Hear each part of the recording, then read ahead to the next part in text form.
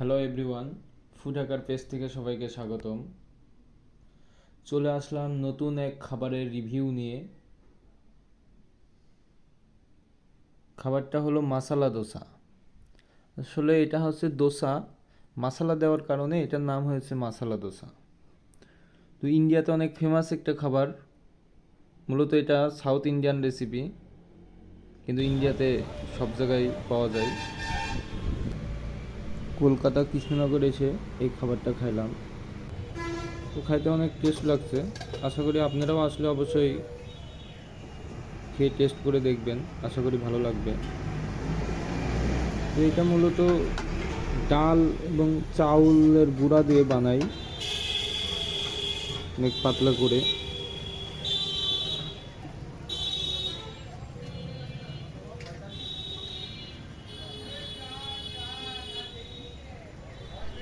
তো আপনারা অবশ্যই কলকাতাতে আসলে খাবারটা ট্রাই করবেন।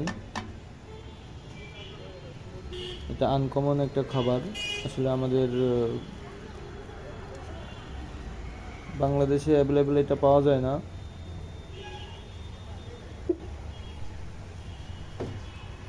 তো এখানে ইন্ডিয়াতে এটার দাম এক এক জায়গায় এক এক রকম। তো কৃষ্ণনগরে এটার দাম 40 টাকা নিছে, পার পিস 40 টাকা। দেখেন উপর থেকে এর উপরে বাটার দিছে, সঙ্গে এই মাসালা, এটা হচ্ছে আলু এবং পেঁয়াজ মরিচ দিয়ে একটা মশলা করা। এটার কারণে এর নাম হয়েছে মাসালা দোসা। এটা দিলে এটার জন্য একটু খাইতে টেস্ট লাগে আর কি, খাইতেও ভালো লাগে। এটার জন্য এই নামটা হয়েছে মাসালা দোসা। মূলত এই মশলাটা না দিলে এর নাম দোসা হইতো, মশলাটা দেওয়ার কারণে এর নাম মাসালা দোসা হয়েছে।